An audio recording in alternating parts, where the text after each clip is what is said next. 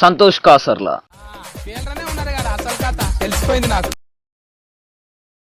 Happy Vinayaka Chavithi అందరికి. ఇక మట్టితో మన గణేశుని ఎట్లా తయారు చేసినాం, ఇక డెకరేషన్ కి ఇంట్లో ఉన్న పేపర్లను ఏ విధంగా వాడుకున్నాం, ఇక ప్రసాదాలు ఏమేం చేసినాం, అసలు పూజ ఎట్లయింది అనేది మొత్తం పూర్తిగా వీడియో చూసి మీకు ఎట్లా అనిపించిందో కింద కామెంట్ చేయండి, నచ్చితే లైక్ చేయండి. ఇప్పుడైతే వీడియో చూడండి. హాయ్ ఫ్రెండ్స్, ఇక లేట్ చేయకుండానైతే మనం ప్రతిసారి చేసినట్టుగానే ఇక మట్టి గణపతిని అయితే ఇంట్లోనే తయారు చేద్దాం. ఓకే అయితే స్టార్ట్. ముందుగానైతే ఇక కాళ్ళతోటి మొదలు పెడదాం అనుకుంటాను. ఇట్లనైతే ఒక కాల్లాగా పెట్టిన తర్వాత దీన్ని మొత్తం ఇక క్లీన్ చేసుకోవాలి. మొత్తం అయిపోయిన తర్వాత మనం మొత్తం క్లీన్ గా సాఫ్ గా చేద్దాం అన్నట్టు నీట్ గా. 3D 4D వస్తుంది అన్నాడు. ఇప్పుడు చూడాలి అది ఎట్లా వస్తుంది అనేది. ఇక్కడ వరకు అయితే కంప్లీట్ అయింది. ఇక ఇప్పుడు తొండం పెట్టాలి. ఇంకా మనం హ్యాండ్స్ అయితే బ్యాలెన్స్ ఉంచినాం అన్నట్టు, ఈ ఫింగర్స్ అవి పెట్టేది. తొండం పెట్టి తర్వాత వాటి దగ్గరికి వెళ్దాం, హ్యాండ్స్ దగ్గరికి. ఫ్రెండ్స్ మొత్తం అయితే హ్యాండ్స్ కూడా పెట్టేసినాం. కాకపోతే హ్యాండ్స్ అనేది ఇట్లా క్రాక్ వచ్చుకుంటా కిందికి పడుతున్నాయి. అంటే కొంచెం లడ్డుగా ఉన్నాయి కదా, అది బ్యాలెన్స్ అవ్వట్లేదు. అందుకని ఇట్లా స్టిక్స్ సపోర్ట్ పెట్టినాం అన్నట్టు. సో ఫ్రెండ్స్ ఇక ఫైనల్ గానైతే లుక్ అట్లా ఉండే అన్నట్టు ఇది. సో ఇప్పుడు ఏంటంటే ఇక మనం మొత్తం అదంతా క్లీనింగ్ అట్లా చేసేద్దాము. మీకు కళ్ళు కానీ ఆకారం కానీ అదంతా ఇప్పుడైతే మీకు ఆకారం అయితే కనిపిస్తుంది కదా. ఇప్పుడైతే ఆరనిద్దాం మొత్తం క్లీన్ చేసి. ఫైనల్ లుక్ ఇదన్నమాట. సో డే 1 మొత్తం ఇట్లా క్లీనింగ్ ఇదంతా ఏర్పాటు చేయడం తోటి అయితే అయిపోయింది అన్నట్టు. సో డ్రై అవ్వాలి కదా. ఇది కొంచెం ఆరిన తర్వాత కలర్లు వేయాలి. ఇట్లా మీదనే వేస్తే ఆ తడికి ఆ కలర్లకు మొత్తం అటు ఇటు అవుతుంది. సో చూసిండ్రు కదా, ఇక ఇప్పుడైతే మొత్తం కలర్స్ వేసుడు అయితే స్టార్ట్ చేద్దాం. అయితే మా కూనమ్మగాడు సుచిత్ర అయితే వేస్తా అన్నది. కాకపోతే ఇప్పుడు కొంచెం హెడ్ఏక్ వల్ల వేయలేకపోతుంది. సో తను గైడ్ చేస్తుంటే నేను కలర్లు వేస్తా. మరి ఎట్లా వేస్తా ఏంది అనేది చూద్దాము. తన వాయిస్ వినబడుతుంది, మంచిగా మంచిగా అనిపించదు అన్నట్టు. అంటే నేను ఇంకా స్నానం చేయలే, హెడ్ఏక్ ఉంది బాగా, ఆయిల్ పెట్టుకున్నా. సో అది మ్యాటర్. అత్తమ్మ నేను గణేషునికి ఇవి ఫ్లవర్స్ డెకరేషన్ ఐటమ్స్ అనేటివి చేస్తాను అన్నట్టు వాళ్ళు. సో ఈసారి మొత్తం డెకరేషన్ తో సహా మొత్తం గణేశుడు అంతా కూడా అన్ని ఇంట్లో తయారు చేసినాయి అన్నట్టు. ఫైనల్ లుక్ లో మీకు మంచిగా అనిపిస్తుంది, అప్పుడు చూద్దాం. ఇప్పుడైతే కలర్స్ అయితే స్టార్ట్ చేస్తున్నా.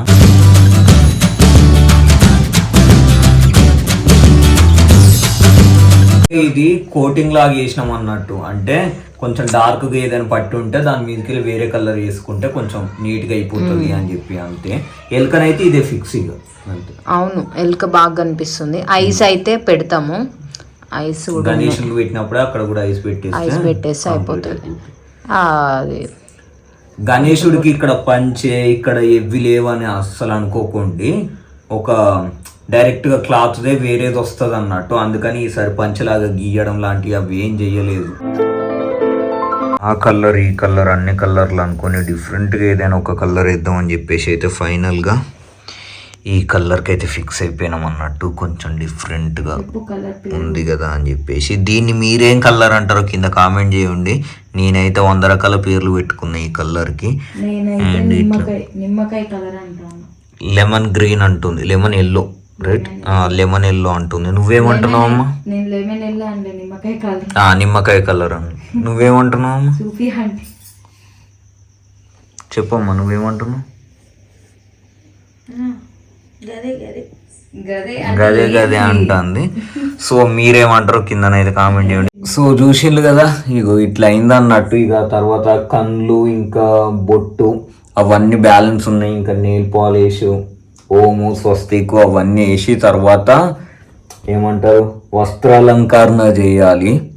దానికి కొంచెం టైం పడుతుంది. ఇక నేను లేట్ చేయకుండా దేవునికి కళ్ళు, ఎలుక కళ్ళు ఇవన్నీ మొత్తం గీసేసుకున్నా. ఇక ఆ తర్వాత అయితే ఇక మా కూనమ్మగాడైతే ఇక రంగంలోకి దిగిపోయి ఇక మొత్తం ఫైనల్ డిజైన్స్ ఇవన్నీ గణేశునికి మొత్తం ఇచ్చిండు అన్నట్టు. నెయిల్ పాలిష్లు, చెవుల దగ్గర ఇంకా మొత్తం డిజైన్లు. నువ్వేం చేస్తున్నావు? స్టేజ్ కాదు స్టేజ్ అంటే సింహాసనం అన్నట్టు.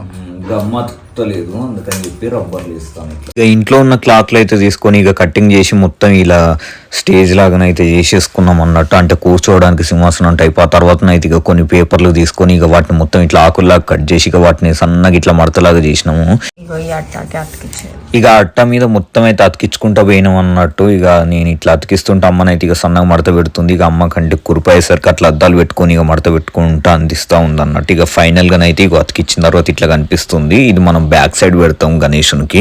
ఇక ఆ తర్వాత అయితే పట్టు టైపు క్లాత్లు అయితే తీసుకొని ఇక గణేశునికి అయితే వస్త్రాలంకరణ అంటే చేసిన. ఇక పంచ కండువా ఇవి చూడండి ఎట్లా కనిపిస్తుంది, మంచిగా ఉంది కదా, మాకైతే మస్తులు అనిపించింది. ఇక ఆ తర్వాత అయితే మా కూనమ్మగాడు ఇక కిరీటం అయితే తయారు చేసిండు. ఇక ఆ కిరీటాన్ని కూడా పెట్టినాం. ఇక చేతులు ఇట్లా నెమలికల్ది పెట్టినాం అన్నట్టు, పింఛం టైపు చూడండి. ఇక లాస్ట్ లో ఇక మా కూనమ్మగాడు అయితే ఇక బొట్టు ఇంకా తొండానికి ఆ డిజైన్ అవి గీసింది. ఎట్లా కనిపిస్తుంది? ఇక మనం తయారు చేసుకున్న ఆసనానికి అయితే ఇక బ్యాక్ సైడ్ ది కూడా ఇట్లా అతికిచ్చేసి ఇక గణేశుని అయితే దాంట్లో కూర్చోబెట్టినాం అన్నట్టు. ఇక చూడండి. సో పూజకైతే గణేశుడు రెడీ అయిపోయిండు. ఇక గణేశుని పూజ స్టార్ట్. మేము కూడా రెడీ అయిపోయాం, మేము కూడా పూజలో కూర్చోరా. సింహాసనం మీద ఎట్లున్నాడో చూడండి. తర్వాతనైతే ఇక పీట మీద ముగ్గేసి ఇక ముగ్గు మీదనైతే ఒక కొత్త వస్త్రం పెట్టి దాని మీద మోదగాకులు పెట్టి ఇక బియ్యం పోసి ఇక గణేశుని అయితే అక్కడ కూర్చోబెట్టినాం అన్నట్టు. ఇక తర్వాతనైతే గోడకి ఇక చిన్న డెకరేషన్ టైప్లో ఇక మా కూనమ్మ గారు తయారు చేసిన పిట్టలు ఇంకా పేపర్ వర్క్, అదే పేపర్ ఆర్ట్స్ మొత్తం అయితే అతికిచ్చేసినాము. తర్వాత గణేశుని పూజకు కావాల్సిన పత్రాలు ఫలాలు అన్నైతే ఇక అక్కడ అలంకరించేసుకొని ఇక మొత్తం కింద కూడా అరిటాకులు మొత్తం ఇట్లా పెట్టేసి ఇక వాటి మీదనైతే ఇక పూలతో అయితే ఇట్లా డెకరేషన్ లాగా చేసుకొని ఇక జంజరం కూడా వేసినాం అన్నట్టు.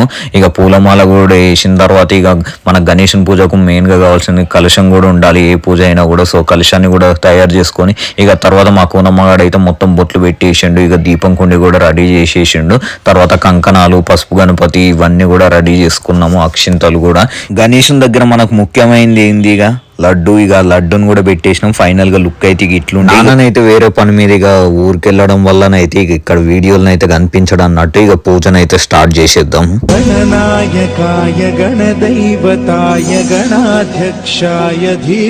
ముందుగానైతే మనం తయారు చేసుకున్న పసుపు గణపతిని అక్కడ పెట్టి పచ్చితో చేసుకున్న వస్త్రంతో అలంకరించి అక్షింతలు వేసి ఇక పూజనైతే మొదలు పెట్టేసినాము.